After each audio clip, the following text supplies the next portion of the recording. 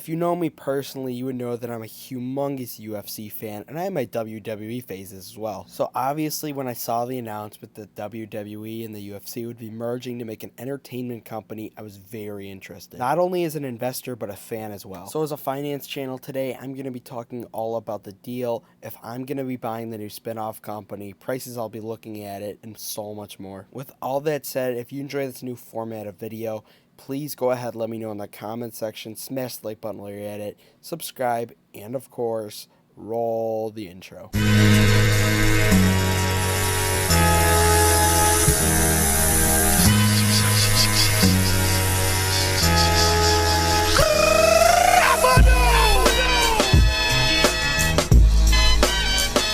Hello, I like money. Alright, so if you didn't know already, UFC is already owned right now 51% by the parent company Endeavor. Endeavor's financials do not have the same reflection right now as the UFC as a company. The last couple of years, the UFC has just blown up as a company and their brand has just gone up completely. Dana White is one of my favorite businessmen, and if the UFC right now was an individual company itself, I would totally own it. But right now, Endeavor, their stock price and financials are not really reflective of how the UFC is doing individually. So that's first off, that's really the reason that I don't own it right now. And with the WWE, I was actually looking into buying the stock first, but I just realized over time, the dividend growth wasn't enough for me. But if I had a ton of capital, there's a good chance I would have started a small position. And with the WWE in the last couple of years, what they've done with their business, I really do admire.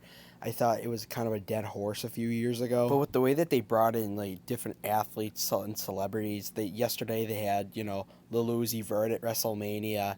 They have Logan Paul, who's often in there. They even had Jake Paul. So that alone made it really, for me personally, just very interesting to at least research and look into WWE.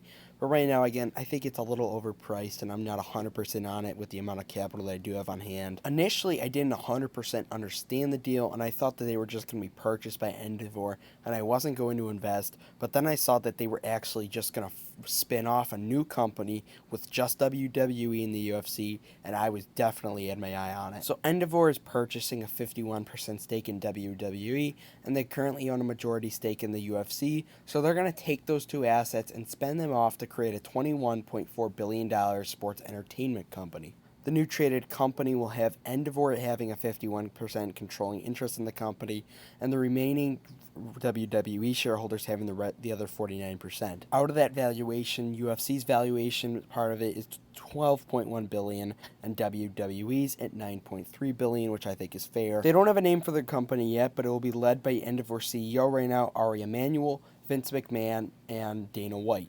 So that really excites me personally. Obviously, I mentioned earlier how much of a fan I am of Dana White. He really is an amazing, I think he's one of the best CEOs ever, honestly. Him and Hunter Campbell, who's another executive at UFC, have just done an amazing job running the company. Especially during the pandemic, they still kept the business growing and keep putting money into fighters' pockets. And most importantly, keep giving the fans a great show and more fights. Another thing to mention with the UFC is that they've grown their business so much in the last 2 to 3 years and grown their fan base so much, and more importantly. With the UFC, I think it's just the unpredictability of it all. For example, when Leon knocked out Kamaru in August, nobody thought that was going to happen, and people are going to keep on tuning in and keep watching. It's a very addictive business, and people come back to it. Another thing to mention with the UFC is right now they're really expanding the shows that they're doing and the fights. UFC is going to start doing fight nights in actual arenas in different towns instead of just Las Vegas and the UFC Apex. So people are going to start attending these shows, which is going to generate more revenue for the UFC. Also, more growing superstars as well. Conor coming back will definitely help them. Colby fighting again will be great. McMahon said in an interview with CNBC that amongst WWE fans and industry experts that he would make the best decision for the business, and it was the right time to do the right thing in the next evolution at WWE. McMahon came back to the company after quote-unquote retiring after some mysterious stuff going on in January. McMahon acknowledged that there were several suitors for WWE, including Disney, Fox, Comcast, Amazon. But at the end of the day, the best decision, he said, was Endeavor and UFC. So obviously, if you're a WWE shareholder right now, you'll be getting a part of this spinoff company. And from what I've seen and what I'm hearing, this new publicly traded company will be available for an initial public offering in the second half of this year. The new company plans to have an awesome ticker symbol, TKO, and it will have 11 board members, 6 being appointed by Endeavor and 5 being appointed by the WWE. And as I mentioned earlier, Vince McMahon and Dana White will have heavy management roles in the company. So now let's take a look at how WWE and Endeavor are trading today. So today, WWE is trading up 8.5%. This makes total sense because it's obviously a lot of optimism, and the WWE shareholders are going to be getting a part of this new spinoff company. As I mentioned though earlier, 33 PE ratio. And yesterday, Endeavor was down pretty big, but today it's up solid as well. So it's about flat. But overall, from what I'm hearing from the community, MMA and WWE, people are very happy about this. Here's what the Endeavor CEO had to say. He basically said that Dana's got the say as it relates to UFC and Vince as it relates to WWE. That's obviously a good thing. We don't want new management coming in and messing things up because obviously what they're doing right now is working perfectly fine. And he goes on to basically say that this is going to be a company that's going to be unstoppable. Now, here's what Dana White had to say. He said the company's been on fire for the last 7 years, and now that we'll be adding WWE to the portfolio, I'm excited to take this to another level. Vince is a savage in the wrestling space, and Ari is a beast at what he does. And then add what we at the UFC bring to the table, and there's no limit to what this company can accomplish in the next few years. So obviously, there's going to be a lot of hype coming into this stock if you know anything about Vince McMahon and Dana White. I think that the brand value and the economic moat that the WWE and UFC really contains is really special, and you can't buy that. Like, competition for those two companies is not even a threat. And in my portfolio, ideally, I want companies like that. These are two companies that have very monopolistic features, and they aren't monopolies. Like for the UFC, their main competitors are PFL and Bellator, and for the WWE, it's AEW. And universally, I think everybody knows deep down in their heart that the UFC and WWE are the best companies. Now here's an interview with Vince McMahon and Ari Emanuel. Don't mind that Vince McMahon is cosplaying as Walt Disney from the 1940s. They talk all about the deal, the valuations, etc. Enjoy. Ari, really, the synergies, everyone was very interested in us, and I appreciate that. But the synergies that Ari brings, totally different than everyone else. He is you. So why? It's the right time. It's the right time to do the right thing. And it's the next evolution of WWE. I could probably do what Ari is right now with UFC. It'd take me 10 years, you know. By the time I would grab those 10 years, he'd be 10 years ahead again. So it's like, it makes all the sense in the world for all these synergies that we have, you know, to extract all of the value we can out of the marketplace. WE at $9.3 billion. That's a big number. Well, the WWE's market cap is 6.5. Here's what I would say to you. Is exactly why we did this, because I think we weren't getting the pure value. I don't think the WWE was getting the pure value. Combined, it's rarefied air, the two of us. And I think the analysts will be able to do it. It's good for the shareholders of WWE and for the shareholders of Endeavor. And then when you look back, I don't believe that the Endeavor shareholders were getting pure play for the rest of the assets that we had. And I think for the first time, you now have the ability to do that in both situations. And that's a win-win, which is what Vince and I have always talked about. When I throw those kind of numbers out to you, I mean, the word on the street was that you wanted $9 billion. This values the WWE at 9.3. Right. So despite everything that's happened, I'm a visionary. Well, you hit the number.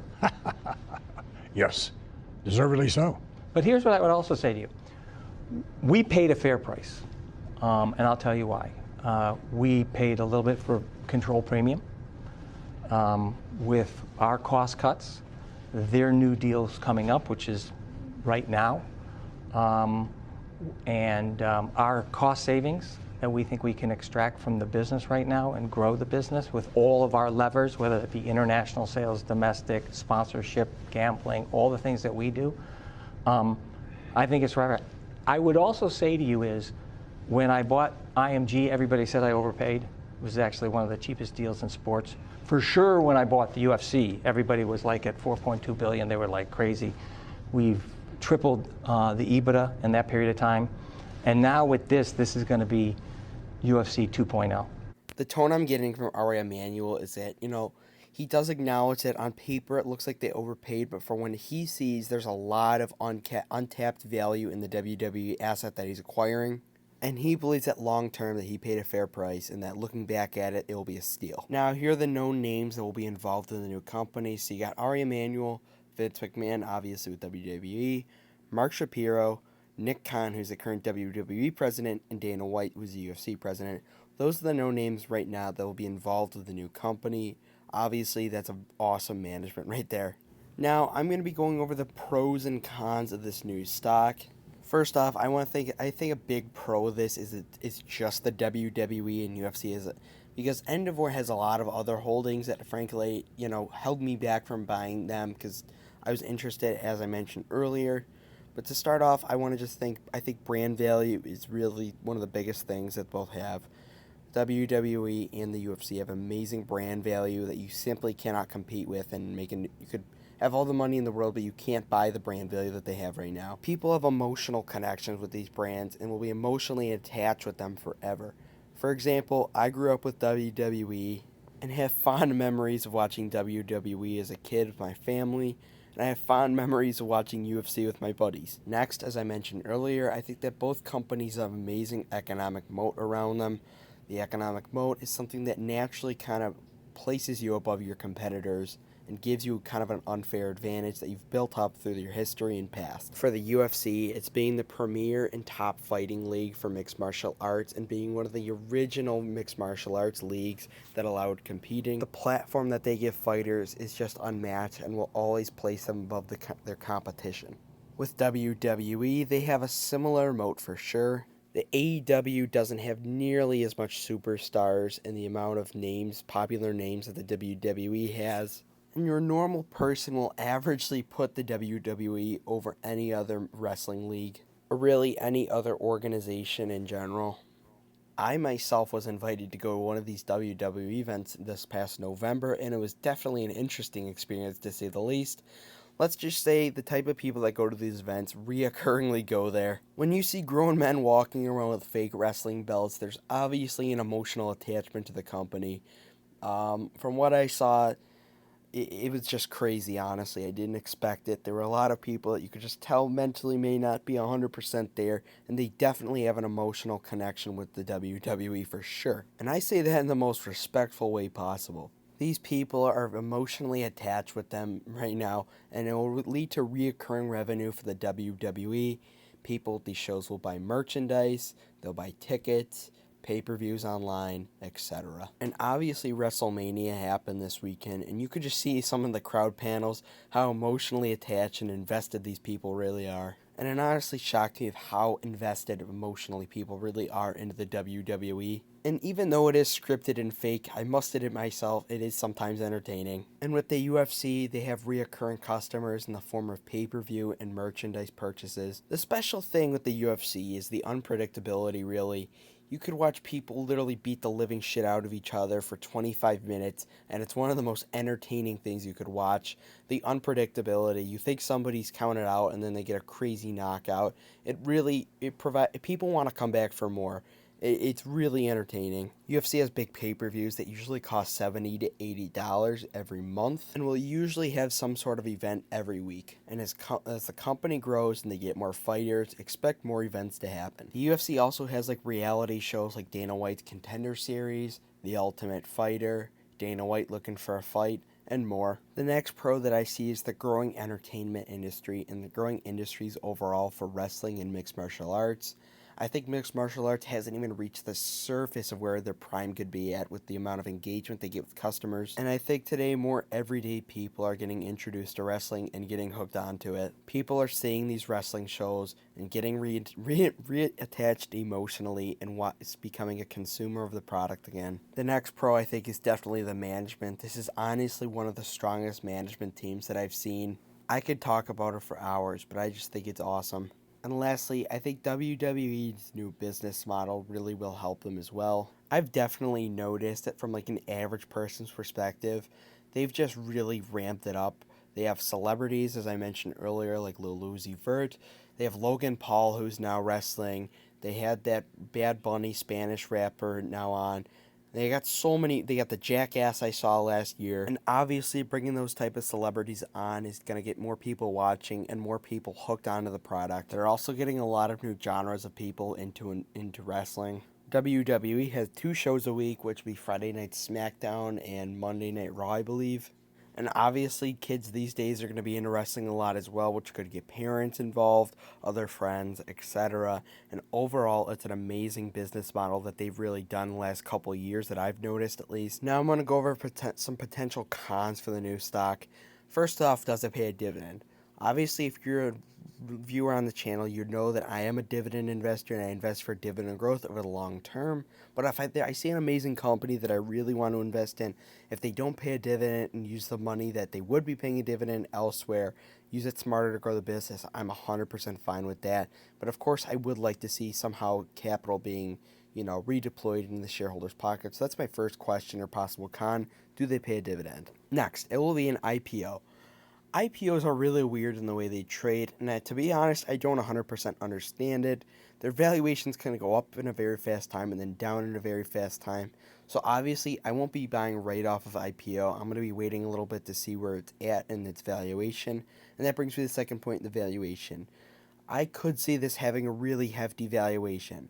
I'm hoping personally it's between 20 and 30 PE wise, but I'm hoping investors don't get too hyped over the management and all the pros that I mentioned earlier and don't have this stock trading at like a 45 PE. So obviously I'm hoping that there's not some lofty valuations, or I'm really hoping that it doesn't start trading dirt cheap and it's just a value trap.